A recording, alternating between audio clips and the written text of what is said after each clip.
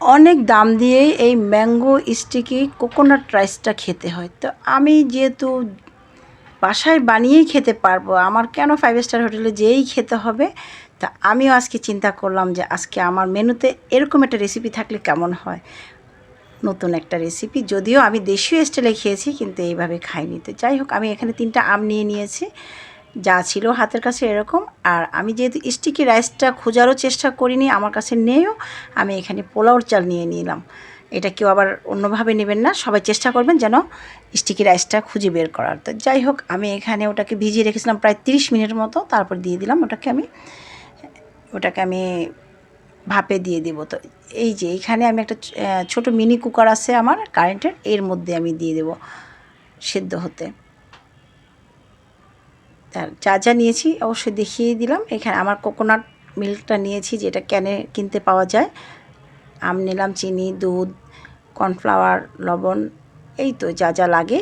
এই তো আমি এখানে একটা সুন্দর একটা রুমাল পেয়েছি, আমার কাছে ওরকম পাতলা কিছু ছিল না।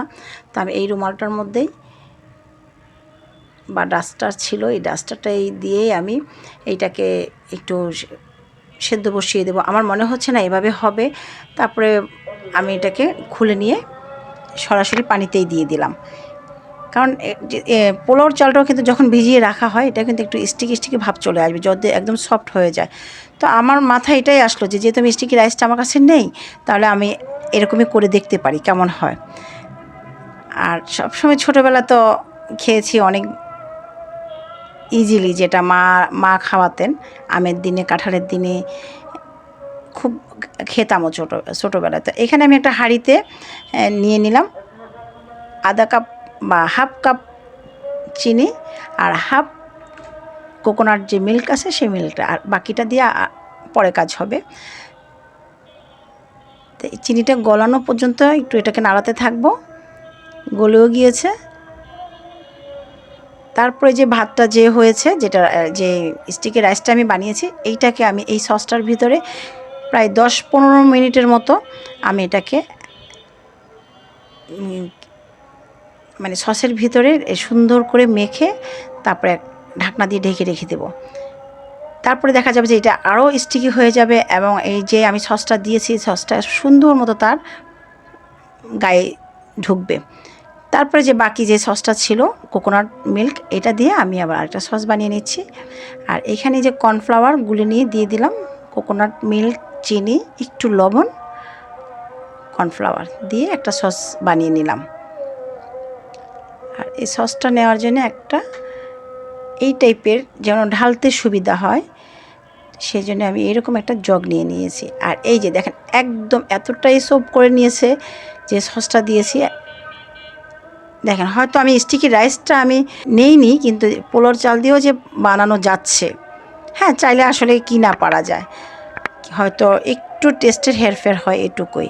আর এখানে আমকে আমি 2 ফালি করে নিয়ে একটু স্লাইস করে দিচ্ছি, একটু তেরসি করে যেন একটু লম্বা লম্বা লাগে, তার জন্য আমি নিয়ে নিচ্ছি এখানে।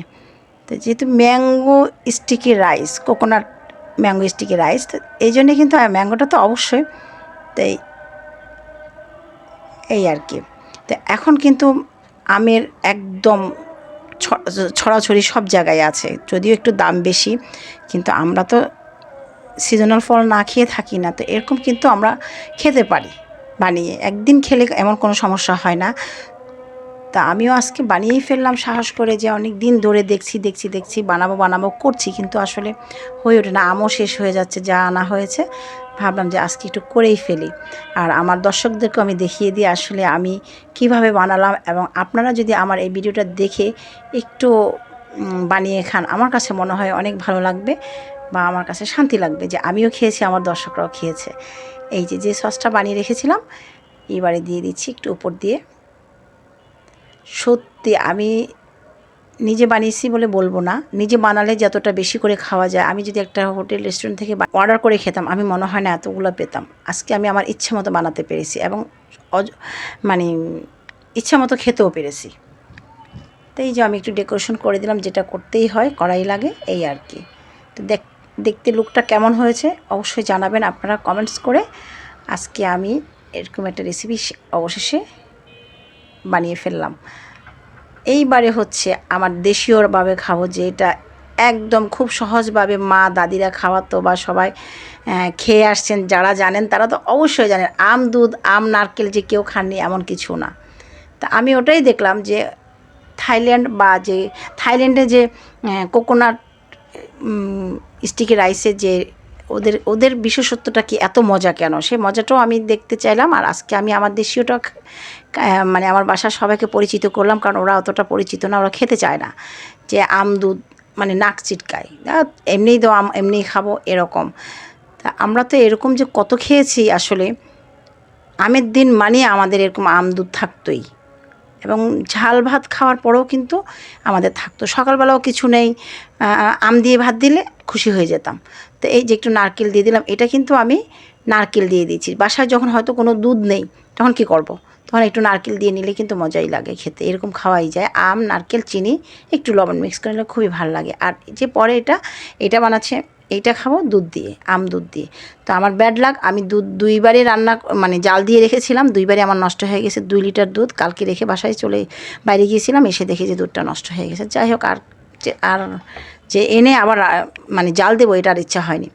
তো আমি একটু আজকে পাউডার দুধ দিয়েই করে ফেললাম, আপনারা চাইলে লিকুইড দুধ দিয়েও করতে পারেন।